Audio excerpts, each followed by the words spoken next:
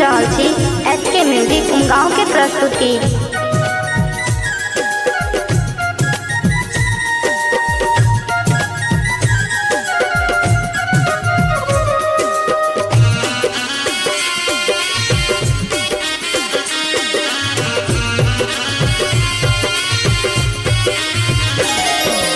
अच्छे आस कंद पुराण में वर्णन चौरचन पावन महान जय। अच्छे आस कंद पुराण में वर्णन चौरचन पावन महान जय। भादो मास में पूजा हुई छठ चौथे दिनक चान के। अच्छे आस कंद पुराण में वर्णन चौरचन पावन महान जय। अच्छे आस कंद पुराण में वर्णन चौरचन पावन महान जय।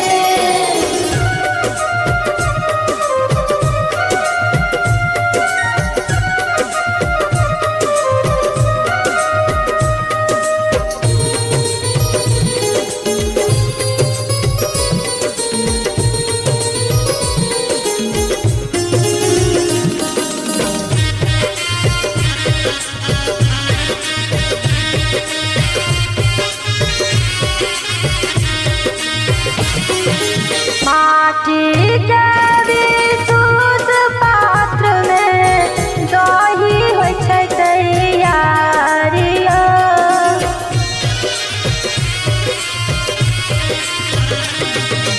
माटी के विशुद्ध पात्र में दही होइ छै तैयारिया।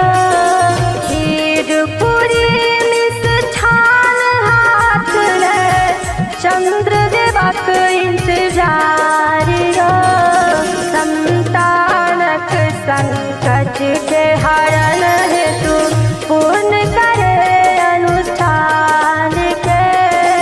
अच्छे आस कंद पुराण में वर्णन चौरचन पावन महान जय।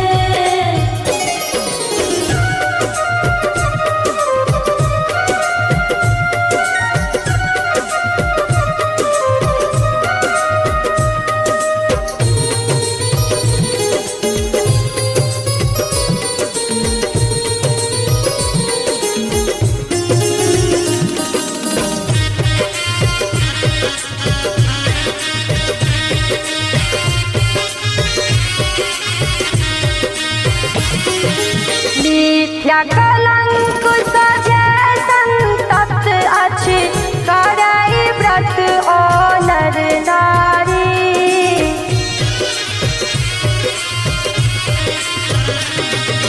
मिथ्या कलंक सजे संतप्त अछि करई व्रत ओ नर नारी।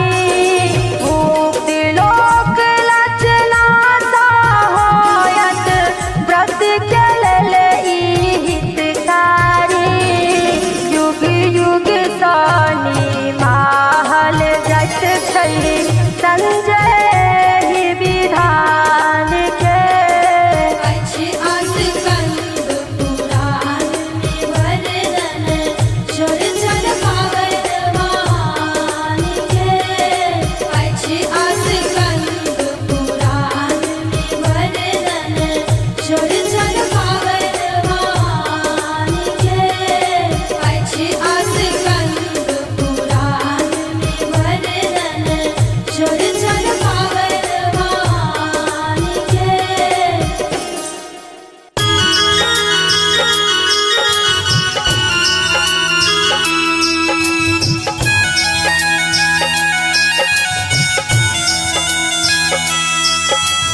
अपने लोगन सुन रहल छी SK म्यूजिक गाँव के प्रस्तुति।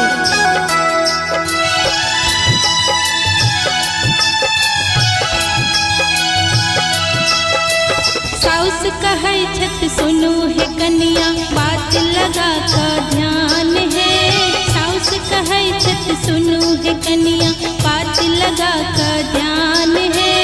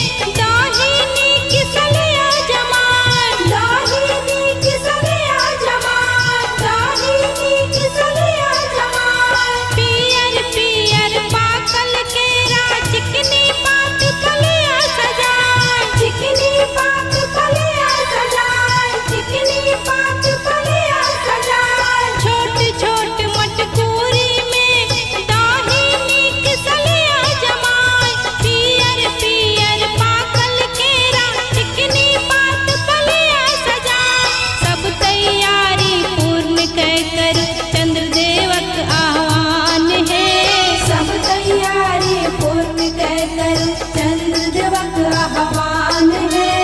आइब रहल छै चौरचन पावन कलिया ओरियान है।